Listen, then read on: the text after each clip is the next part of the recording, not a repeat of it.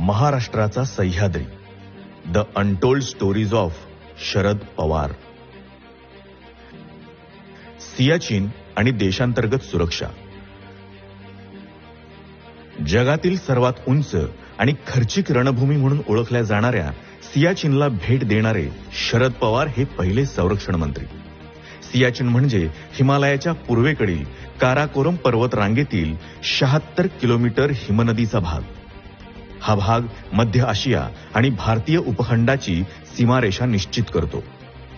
सियाचीनमधल्या साल्टारो रिजमुळे पाकिस्तान व्याप्त काश्मीरचा थेट चीनशी संबंध येत नाही. इथून पाकिस्तानच्या गिलगिट, बाल्टिस्तान प्रदेशावर नजर ठेवता येतं. त्यामुळेच सामरिक दृष्ट्या हा भाग खूप महत्वाचा आहे. चीन आणि पाकिस्तान या भागावर दावा करत असल्यामुळे 1984 पासून भारतीय लष्कर तिथं तैनात आहे.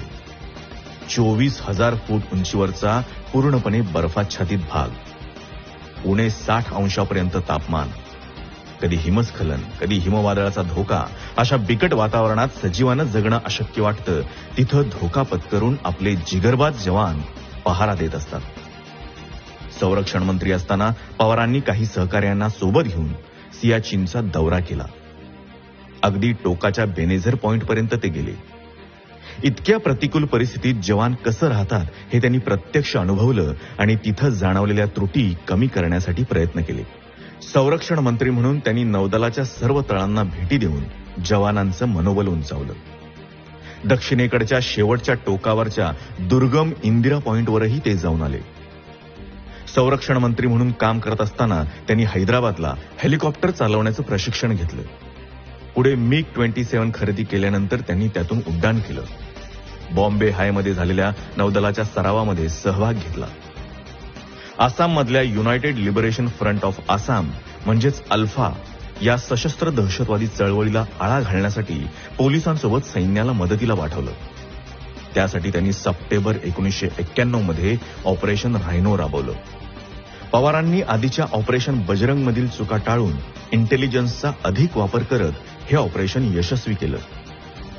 संरक्षण मंत्री म्हणून देशाच्या सीमेवर तर त्यांचं लक्ष होतंच, पण देशांतर्गत संवेदनशील गोष्टींवरही त्यांची नजर होती.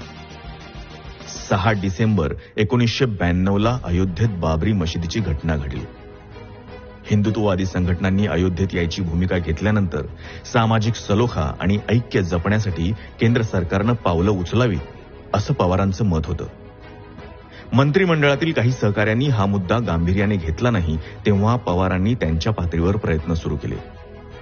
लष्कराच्या गुप्तचर विभागाला अयोध्येत घडणाऱ्या सर्व घडामोडींचं चित्रण करण्याची सूचना दिली. बाबरी मशीद पाडल्यानंतर त्याचे पडसाद मुंबईसह सर्वत्र उमटले. दिल्लीत असूनही शरद पवारांनी मुंबईतील संभाव्य धोका ओळखून मुख्यमंत्र्यांना खबरदारीचा सल्ला दिला होता. पण तेव्हाच्या मुख्यमंत्र्यांनी हा सल्ला गांभीर्याने घेतला नाही आणि त्याचाच परिणाम म्हणजे मुंबईत उसळलेली दंगल. मुंबईतील परिस्थिती हाताबाहेर गेल्यानंतर पंतप्रधान नरसिंह रावांनी पवारांना मुंबईत जायला सांगितले. पवार चौथ्यांदा मुख्यमंत्री झाल्यावर आठवड्याभरात मुंबईत बॉम्बस्फोटाची घटना घडली. त्यावेळी संरक्षण मंत्रालयात काम केल्याचा अनुभव त्यांच्या कामी आला. घटनेचं गांभीर्य ओळखून प्रसंगावधान राखत त्यांनी मुंबई शांत केली आणि 2 दिवसात जनजीवन सुरळीत केलं. लहानपणी लष्करात जायचं स्वप्न पवारांनी पाहिलं होतं. ते पूर्ण होऊ शकलं नसलं तरी संरक्षण मंत्रिपदाच्या माध्यमातून देशसेवेचं हे स्वप्न साकार झालं असं म्हणता येईल. आपल्या अभ्यासू, जिज्ञासू वृत्तीनं शरद पवारांनी हे क्षेत्र समजून घेतलं आणि देशहित समोर ठेवून दूरदृष्टीनं अनेक महत्वपूर्ण निर्णय घेत 21व्या शतकातल्या नव्या भारताच्या पायाभरणीत मोलाचा वाटा उचलला, यात शंकाच नाही.